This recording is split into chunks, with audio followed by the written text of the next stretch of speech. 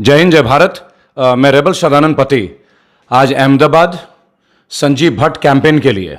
संजीव भट्ट कोई नाम के मोहताज नहीं है, कोई परिचय के मोहताज नहीं है, लेकिन अगर आज मोहताज हैं तो न्याय के मोहताज हैं, अगर आज मोहताज हैं तो इंसाफ के मोहताज हैं। मैं रेबल सदानंद पति आज संजीव भट्ट के निवास अहमदाबाद में मेरी भाभी, उनकी पत्नी श्रीमती श्वेता भट्ट और उनके परिवार का अन्य सदस्यगण के साथ आज मौजूद हूं। उस दर्द को आप लोगों के बीच में लाने के लिए, जिस दर्द को ये परिवार लगातार सह रहा है। वैसे तो 2 साल से वो इस परिवार से बिछड़े हुए हैं, 5 सितंबर 2018 से, लेकिन ये लड़ाई केवल 5 सितंबर 2018 की नहीं है। इससे पूर्व में भी लगातार कोई ना कोई क्रमबद्ध तरीके से उनको परेशान किया गया, उनके परिवार को परेशान किया गया। कभी घर तोड़ा जाता है, कभी एलिगेशंस लगाए जाते हैं, वो भी बेसलेस, और मुकदमेबाजी ऐसी जो बेसलेस तो होते ही हैं। अटेम्प्ट टू मर्डर का मुकदमा दर्ज किया जाता है माननीय संजीव भट्ट के लिए, हमारे वीर भाई ज्येष्ठ भ्राता संजीव भट्ट के लिए, भारत मां के वीर सपूत और लाल संजीव भट्ट के लिए हम लोग एक कैंपेन को आगाज कर रहे हैं, जस्टिस फॉर संजीव भट्ट। भाइयों और बहनों, इस वीडियो को बनाते वक्त दिल में कई सारी भावनाएं भी थी, क्योंकि पुलिस की प्रताड़ना सरकारी रवैये से कैसे होती है। कई पुलिस अधिकारी भी होंगे जो अंदर दिल ही दिल टूट चुके होंगे संजीव भट्ट की दुर्दशा देख के, लेकिन वो कुछ कर नहीं पा रहे क्योंकि अपनी नौकरी सबको प्यारी है। लेकिन अब वक्त है अपनी नौकरी को कुर्बान करने का। वैसे भी ये भाजपा सरकार नौकरी लेने में माहिर है, गवर्नमेंट जॉब से इन्हें दी ही नहीं जाती है। भाइयों और बहनों, आज श्वेता जी के साथ मैं हूं उनके निवास में। बात करेंगे उस वीर शख्स के बारे में जिन्होंने जेल में कुछ ऐसा आंदोलन किया था कैदियों के लिए कि कैदियों में रिफॉर्मेशन हो गया था, एक जीवन परिवर्तित कर दिया था उन्होंने साबरमती जेल में। और जब वहां से उनका स्थानांतरित किया गया, ट्रांसफर किया गया, तो 4000 कैदी अनशन में, भूख हड़ताल में बैठ गए थे। पहली बार क्रिमिनल्स अनशन पे एक पुलिस अधिकारी के लिए। तो आप अंदाजा लगा सकते हैं 4000 लोगों में मानसिक तौर पे और दिल के तौर पे उन्होंने क्या अमिट छाप छोड़ा था कि क्रिमिनल्स अपने क्राइम की दुनिया को भूल के उनके दिए हुए मार्ग पे, संजीव भट्ट द्वारा दिखाए गए मार्ग पे चलने को तैयार हुए और अनशन पे रहे। लेकिन आज वही संजीव भट्ट हम लोगों के बीच यहां नहीं है, इस घर में नहीं है। इस घर की दीवारें उन्हें ढूंढती हैं, और श्वेता भट्ट उनकी धर्मपत्नी और इस देश की वीर वीरांगना जो एक लड़ाई लड़ रही है पूरे सिस्टम के खिलाफ, और अगर देखा जाए तो बीजेपी गवर्नेंस के खिलाफ। आप समझ सकते हैं, एक आईपीएस अधिकारी, 1988 बैच के अधिकारी जो वीरता की मिसाल रहे हैं, ना जाने कितने दंगे रोके हैं, और वैसे शख्स जिनके लिए हर समुदाय, दलित, हिंदू, मुसलमान, क्रिश्चियन, भारत के हर तरह का जनमानस उनके लिए एक स्वर में लामबद्ध तरीके से खड़ा रहा, जस्टिस फॉर संजीव भट्ट। आइए जानते हैं श्वेता जी से कि संजीव भट्ट के साथ ये जो यात्रा शुरू हुई, ये जो यातना शुरू हुई, ये जो प्रताड़ना शुरू हुई, आखिर वो किन हालात में और क्यों शुरू हुई। लीजिए बात करते हैं। नमस्कार मैडम, आपका स्वागत है। Thank you. ये 5 सितंबर से शुरू हुई 2018 जी। सुबह 8 बजे जी। लगभग 40-50 पुलिस वाले घर को घेर लेते हैं। आपके इसी निवास को? ये इसी निवास को जी। और पूरे घर में, मेरे बेडरूम तक के अंदर आ गए थे। बताइए। मगर इतनी क्या जरूरत थी, इतनी क्या इमरजेंसी थी। और है कि मेरे हस्बैंड इनोसेंट है, मेरे हस्बैंड सच्चे हैं, मेरे हस्बैंड ऑनेस्ट है। हर एक लोग, छोटे से छोटा बच्चा, लाखों लोग उनके फॉलोवर्स हैं, सब ये जानते हैं। और सभी इंटरव्यू में मेरे पास ये एक प्रश्न आता है कि मैम, आपको लगता है कि आपको गुजरात में न्याय मिलेगा? 2011 में संजीव भट्ट ने एफिडेविट फाइल करी। 2011 में? जी। सुबह 11 बजे फाइल होती है, शाम के 4 बजे से हमारे साथ ये सब शुरू हो जाता है। What a coincidence! 2011 sun 2011 30th of October, 30 अक्टूबर संजीव भट्ट अपना एफिडेविट देते हैं, अपना शपथ पत्र देते हैं कोर्ट में 11 बजे, और 4 बजे पुलिस की एक पूरी बटालियन घुस पड़ती है उनके इसी निवास में, जिस निवास में मैं उनके धर्मपत्नी श्रीमती श्वेता भट्ट के साथ बैठा हूं। आगामी जर्नी में हमारे साथ हमारी देश की बहादुर बेटी आकाशी भट्ट भी हमारे बीच होंगी। मैं उनको आग्रह करूंगा वो भी मंच पे आए, क्योंकि उनका आना हमारे लिए बहुत महत्वपूर्ण है। इस देश के तमाम लोग जो इस वीडियो को देख रहे हैं वो देखें और सीखें, वो अवश्य सीखें, वो जाने कि जब घर में युद्ध होता है, ये एक गृह युद्ध है। अपने ही राज्य में एक पुलिस का वरिष्ठ अधिकारी सच्चाई को प्रमाण के लिए लड़ रहा है, जो सच्चाई में उनकी कहीं नाम भी नहीं है, जहां एलिगेशन उनका नाम भी नहीं है, जहां पे पोस्टमार्टम रिपोर्ट में कहीं उनके खिलाफ कुछ नहीं है, फिर भी देश का वह जांबाज ऑफिसर आज सलाखों के पीछे। आकाशी जी, आप हमें ज्वाइन कीजिए प्लीज, आइए और अपनी माता के साथ। आपकी मदर बहुत वीर औरत हैं, बहुत हिम्मत मिलती है मुझे। और बता देना चाहूंगा, आकाशी जी जो है वो डॉक्टरी के प्रोफेशन में है, मेडिकल फील्ड से हैं, और आज आप कोरोना काल में देख सकते हैं कि डॉक्टर हमारे लिए जीवन दान का कार्य करते हैं। लेकिन जिस घर में बच्चे पढ़ रहे होते हैं और उस घर में अब मुख्य आय का स्रोत और शक्ति का स्रोत और पारिवारिक सौहार्द का स्रोत अगर उनके पिता जेल में होते हैं, तो कितने कष्टों के सहारे वो अपने पढ़ाई, अपने माता जी को संभालते हैं।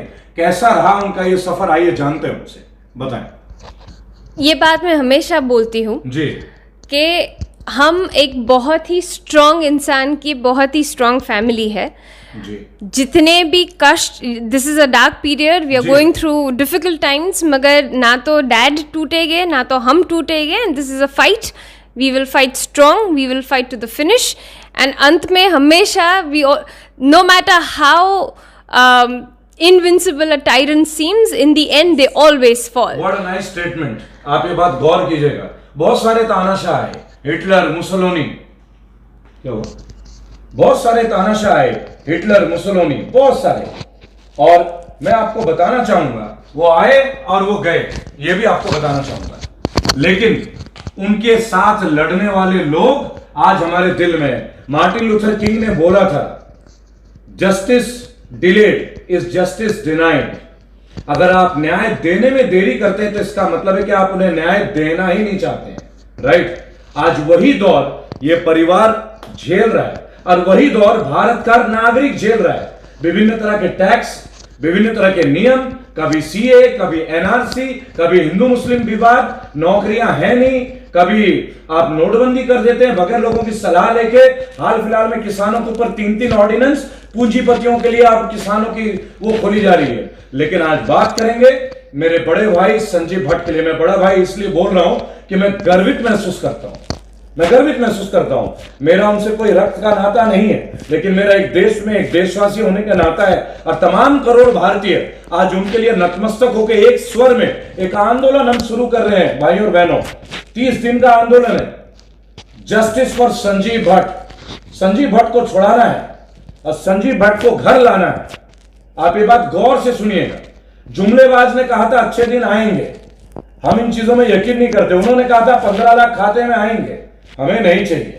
उन्होंने कहा आत्मनिर्भर बनोगे, हर भारतीय पैदा होते आत्मनिर्भर हो जाता है। लेकिन इस जो गवर्नेंस में हम आए हैं, हमारी आत्मा ही चली गई तो आत्मनिर्भर कहां करेंगे?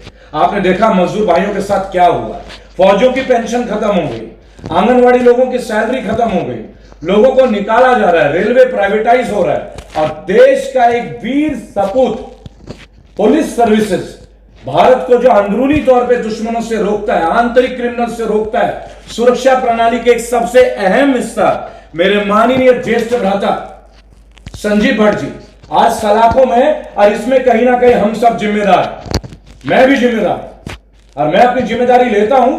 इसलिए परसों में दिल्ली था, आज मैं अहमदाबाद हूं, अब सूरत, गुजरात, मुंबई, मैं उद्धव ठाकरे जी से भी मिलने जा रहा हूं आपकी जानकारी के लिए। वहां भी जा रहा हूं उनसे संपर्क करने, ममता बनर्जी के पास भी जा रहा हूं, तमाम राजनीतिक दलों के पास जा रहा हूं और उनसे विनम्र निवेदन करूंगा, और जरूरत पड़े तो उनके सामने आके खड़ा होऊंगा कि आपने अपने राजनीतिक जीवन में जो भी किया हो, एक निर्दोष और एक निर्भीक और सच्चे देशभक्त को बाहर करना आप सब राजनीतिक पार्टियों की जिम्मेदारी है। आप एक पद पे गरिमा है, पद का एक कद है। आइए इस व्यक्ति को हम बाहर देखें। ये जो काल कोठरी और पिंजरे में बंद है, इसे खुले वातावरण में विचरण करने का मौका दें। इनकी जो आजादी छीनी गई है, उस परिवार की जो आजादी छीनी गई है, इनके चेहरे में जो शिकन है, आइए उन लकीरों को दूर करें भाइयों और बहनों। ये लकीर अब दूर करने का दौर है। इन्होंने बोला 30 अक्टूबर 2011 एफिडेविट आप लोगों ने कहा कि दिया गया था, और उसी शाम को पुलिस वाले आए। उसके बाद क्या हुआ बताएं? बस उसी दिन से सभी केसेस जो समरी रिपोर्ट हो गई थी, केसेस बंद हो चुके थे। कितने पुराने केस थे ये? 30 साल पुराना। 30 साल, अरे बंद भी हो गए थे। बंद हो, समरी रिपोर्ट हो गया था, पूरा इन्वेस्टिगेशन हो गया था, सीआईडी क्राइम ने इन्वेस्टिगेट करके बता भी दिया था कि इनमें ये लोगों का कोई हाथ नहीं है, संजीव भट्ट का कोई बिल्कुल भी नहीं है, because they were never arrested by him, they were never in his custody, he never ever interrogated them.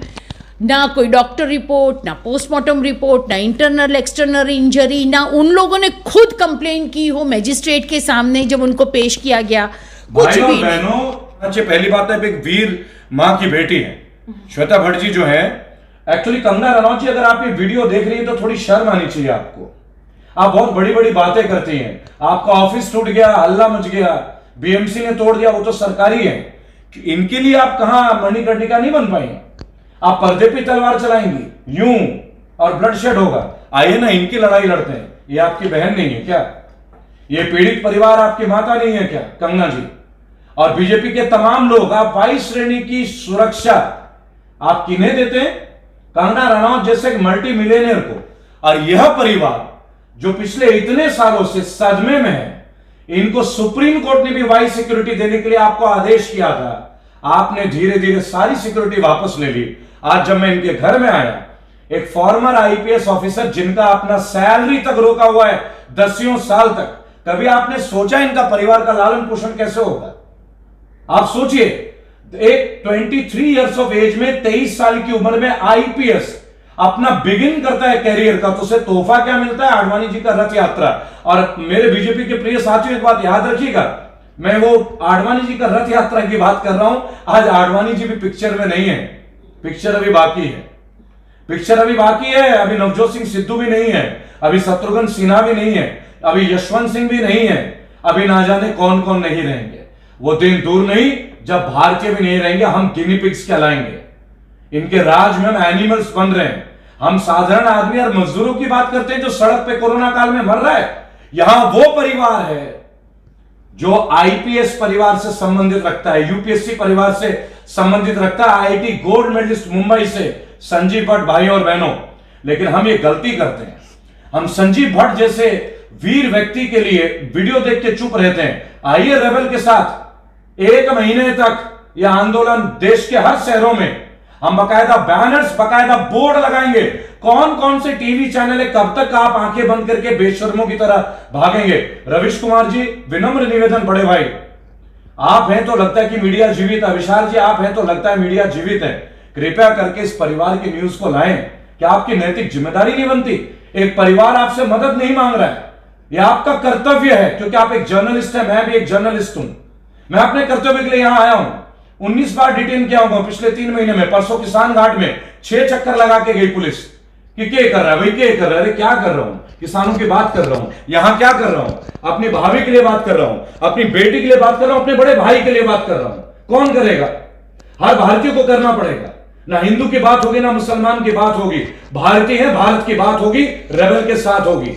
भाइयों और बहनों, आइए इस मुहिम को हम सफल बनाएं। हम संजीव भट्ट जी को बाहर लाएं। एक ही मुहिम है, संजीव भट्ट जी को बाहर लाना है, तब तक चैन से बैठना नहीं है। आइए श्वेता भट्ट जी से जानते हैं इस पूरे क्रम में किस किस तरह की गवाही हुई है। मैडम, इस कोर्ट के केसेस में कैसे कैसे तारीखें लगती हैं, ये बताएं। ये जो पूरा ट्रायल है जी, वो ही विशिएटेड है जी, वो ठीक तरह से हुआ ही नहीं। पहले ये लोग कहते हैं कि हमारे पास 300 विटनेसेस हैं, 300 प्रोसिक्यूशन कहता है, तो ठीक है लाइए 300 विटनेसेस को। फिर लाके वो लोग 30 लोगों को लाते हैं। उनमें से भी वैसे लोग जो डायरेक्टली 90% गॉन, उनमें से भी ऐसे कि जिनका इस केस से डायरेक्टली कोई ताल्लुक ही नहीं है। कोई छोटा छोटा काम, एक कमरे से दूसरे कमरे में फाइल लेके गया हो, उस किस्म के लोगों को। नो आईओज, इंक्वायरी एक भी ऑफिसर नहीं, नो डॉक्टर्स जिन्होंने पोस्टमार्टम किया, कोई भी नहीं। हमें एक भी डिफेंस विटनेस नहीं बुलाने देते हैं। आप ये सोचिए, डिफेंस काउंसिल का राइट है ये, फैमिली की राइट है ये कि डिफेंस विटनेस को कॉल करे, रिकॉल करे। आखिर क्यों नहीं इन्हें बुलाने दिया जाता? किस बात का डर है? इससे पहले कि ये कुछ कहे, मैं एक बात बोलूंगा, मोदी जी उनको छोड़ दीजिए ना। आप तो सच्चाई के प्रतीक हैं। केंद्र में आपकी सरकार है, विभिन्न राज्यों में आपकी सरकार है। अरे मन की बात करते, आइए ना एक बार संजीव भट्ट जी के साथ बात करते हैं। खोलिए ना उनको बाहर, क्या अंदर रखा हुआ है? अगर आप नीडर हैं, स्वच्छ हैं, तो आने दीजिए उन्हें बाहर। ऐसा वो क्या कर देंगे बाहर आके जो आप लोगों को डर लगता है? ऐसी क्या बात है जो उनकी तारीखें एडजर्न हो जाती हैं? विभिन्न कोर्टों में इनकी केस 3 महीने तक जजेस सुनते नहीं है और उसके 3 महीने बाद बोलते कि बेल खारिज। ऐसा कहां होता है? 302 मुकदमे बनने का प्लेटफॉर्म कहां है, बेस कहां है? मैं आप लोगों के साथ भाइयों और बहनों इस वीडियो के माध्यम से तमाम जुडिशरी के जो लोग हैं, मेरे साथी बैरिस्टर्स और वकील भाई बहन हैं और विभिन्न बेंच के विभिन्न हाई कोर्ट्स के जो सदस्य हैं, आप लोगों के बीच में और अभी मैं लखनऊ आ रहा हूं, कम से कम 200 वकीलों के साथ में हूंगा और बेंच के प्रमुख जजेस के साथ भी होऊंगा। मैं उन सबको इस प्रतिलिपि, जजमेंट की प्रतिलिपि जो आप मुझे देंगे, जो आप बेटा आप मुझे देंगे, वो मैं सबके हाथों में दूंगा। और आज जो जुडिशियरी में इनका इंटरफेरेंस हो रहा है, उस इंटरफेरेंस को रोक के दिखाऊंगा। एक जनमानस की आवाज, संजीव भट्ट केवल अंदर नहीं है, करोड़ों भारतीय अंदर है इनकी तरह, जो विक्टिम है सिस्टम के अत्याचार के साथ। तो आखिर ऐसा क्यों हुआ जो आपको नहीं सुना जा रहा है कोर्ट में? क्या दलीलें दी जाती हैं कोर्ट में? डरते हैं संजीव से। वो तो ऑब्वियस है, मुझे तो हमेशा ये लगता है। और ये लोग समझते हैं कि एक संजीव भट्ट अंदर चले जाएंगे तो ये सब खत्म हो जाएगा या तो कोई बोलेगा नहीं, मगर जिस तरह के वो अफसर रहे हैं, मुझे लगता है कि 1 लाख संजीव भट्ट और खड़े हो जाएंगे। क्या बात। आप देखिए, अगर कोई आवाज उठाए तो वो देशद्रोही, अगर सच्चाई की बात करे तो अर्बन नक्सलिस्ट। अब नक्सलिज्म नहीं रहा, अब अर्बन नक्सलिज्म हो गया। जैसा अर्बन लेटर एक ऐप है, बहुत जल्दी गवर्नमेंट जो भी सरकार के खिलाफ बोले उनको, आपने देखा होगा योगी आदित्यनाथ ने एसएसबी का गठन कर दिया, बगैर वारंट उठा लो जी, किसी को भी अरेस्ट कर लो, डिटेन कर लो, रखो 4-5 दिन। ये तो माननीय हाईकोर्ट ने तुरंत तर्क टिप्पणी की है कि भाई जुडिशरी कुछ नहीं होता क्या, बगैर वारंट के, बगैर कोर्ट का, कोर्ट को बाईपास कर दोगे। यार बाईपास तो सबको कर रहे हैं, लेकिन आज संजीव भट्ट जी के लिए क्यों डर लगता है? संजीव भट्ट से आखिर ऐसा क्या राज है जो संजीव भट्ट से आपको भय लगता है? सच्चाई कभी ना कभी तो आएगी। जिन्होंने आडवाणी जी की जगह छीनी है, उनकी जगह भी कभी छीनी जाएगी भाई और बहनों। Nothing is permanent in the world. इस दुनिया में कुछ भी परमानेंट नहीं है। गीता में यह भी लिखा गया है, जो भी भक्त हिंदुत्व की पाठ इस बीजेपी और इनके लोगों से सुनते हैं, आप एक बात ध्यान रखिएगा, परिवर्तन ही संसार का नियम है। ये गीता सा है, ये गीता में बोला गया। तो जिस तरह आडवाणी जी को पलट दिया गया, वो दिन आएंगे जब मोदी जी भी पलटे जाएंगे, जब आपके दिए गए पॉलिसीज, लेकिन उसके बाद शायद बीजेपी हाशिए में होगी। आज हम लोग हाशिए में, लेकिन हम हिम्मत नहीं हारे, ये परिवार हिम्मत नहीं हारा। आपको सुना होगा, आकाशी जी ने एक बात बोला कि टायरेंट कुछ भी कर ले, हम अपने पद से डगमगाने वाले नहीं हैं। क्या हौसला है! यही हौसला हर घर में होना चाहिए। जो पोस्टर कैंपेन हम शुरू कर रहे हैं, इसी हफ्ते 30 दिन तक चलेगा। नवरात्र मत मनाइए दिवाली, मत मनाइए ईद। आइए देश के निर्भीक और एक सच्चे सुपूत को बाहर निकालें। आइए देश के लिए अपना योगदान दें। आइए, जिस दिन कैंडल मार्च की बात होगी देश के प्रमुख शहरों में, आपको बताया जाएगा विभिन्न चैनलों के माध्यम से, फेसबुक के माध्यम से, आपको हर जगह। WhatsApp number 880092792747। मैं रिपीट करूंगा, रेबल सदानंद पति का व्हाट्सएप नंबर 880092792747। जितने भी अलग अलग एनजीओ है, संगठन है जो आज हमारे साथ हैं, सबको वो तारीख बताई जाएगी जिस तारीख से हम ये पोस्टर अभियान और कैंडल मार्च शुरू करेंगे कानूनन, ताकि हम पे कोई मुकदमा ना लगा सके। देश के कोने कोने में एक ही दिन इन्होंने थाली बजवाई थी, इन्होंने दिए जलवाए थे 9 मिनट में कि इतनी गर्मी उत्पन्न होगी, कोरोना भाग जाएगा। तब 9000 थे अब 20 लाख पार हैं। तो आप समझ सकते हैं इनका स्ट्रैटेजी क्या है। इन्होंने डिजीज को भी माइथोलॉजी में कन्वर्ट कर दिया है, वहां भी धर्म से जोड़ दिया। कम से कम विज्ञान को तो छोड़ देते, नहीं माना। आइए संजीव भट्ट के लिए एक हो, बुलंद होकर अपनी आवाज करें। और आप मुझे ये बताएं, सुप्रीम कोर्ट में भी शायद आप जाती हैं। जी, अब जाएंगे सुप्रीम कोर्ट में। और मैं ये कहना चाहूँगी कि हर एक लोगों को कोर्ट में बहुत आस्था होती है, क्योंकि वो अल्टीमेट डेस्टिनेशन होता है। हर एक लोग को लगता है कि कहीं ना कहीं हमसे इनजस्टिस हो गया, मगर सुप्रीम कोर्ट में तो हमें पक्का जस्टिस मिलेगा। तो मेरी यही दरख्वास्त है कि प्लीज़ हमें मायूस मत कीजिएगा, और हम जब भी सुप्रीम कोर्ट जाए तो हमें न्याय मिले, जस्टिस मिले। देखिए, जस्टिस तो हर हाल में लेके रहेंगे, इस बार हमें लेना होगा, क्योंकि nothing is being gifted and granted in this world for any citizen, specifically when you are in India. आज भारत को लोग अलग नजरिए से देख रहे हैं। एक अलग नजरिया बीजेपी की मीडिया सेल दिखाती है, भारत वहां पहुंच गया है, भारत रोड पे पहुंच गया है। बेहतर है आप अपने आंखें खोल लें। 2 करोड़ नौकरी की बात थी, 18 करोड़ नौकरी जा चुकी। एनटीपीसी के जो बच्चों ने फॉर्म भरे, उनकी ज्वाइनिंग लेटर नहीं आई। आरपीएफ, रेलवे वाले निजीकरण कर दिए गए। अदानी जी के नाम का ट्रेन चल रहा है, लेबर और मजदूर के लिए ट्रेन नहीं चलती। 500 रुपए मजदूर को दिए जाते हैं। इस देश में ना मजदूर सुरक्षित है, ना एक आईपीएस रैंक कैडर का निर्भीक और सच्चा देशभक्त सुरक्षित है। आइए संजीव भट्ट के लिए एकत्रित हो, अपने लिए एकत्रित हो। मुद्दा संजीव भट्ट नहीं है, यह भी मैं अगेन आपको बोल दूं। लाखों संजीव भट्ट है जो जेल में है, लेकिन ये वो व्यक्ति है जो लाखों करोड़ों को प्रेरित करते रहे, कैदियों को प्रेरित करते रहे, क्रिमिनल्स को ये सच्चे राह में लेकर आए। भाई और बहनों, एक मुहिम, एक शाम संजीव भट्ट के नाम, और वो शाम 30 दिन की शाम संजीव भट्ट के नाम।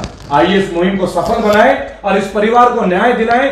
माननीय न्यायपालिका से मेरा अनुग्रह है और विभिन्न टीवी चैनलों को मैं दोबारा आग्रह करूंगा, विनम्र निवेदन करूंगा, रविश जी, अभिसार जी, अंजना जी और सुधीर चौधरी जी, आपसे भी एक बार कर ही देता हूं। Arnab, I don't want a video footage from you, you are not a person worthy to be addressed, तो मैं आपको एड्रेस नहीं करता। लेकिन अभिसार जी, रविश जी, जब आप जैसे लोग इस मुद्दे को ले आएंगे तो हमारी आस्था आपके प्रति बनी रहेगी। इस वक्त देश आपको बहुत आशा की निगाहों से देख रहा है। जय हिंद, जय भारत। आप लोगों का थैंक यू।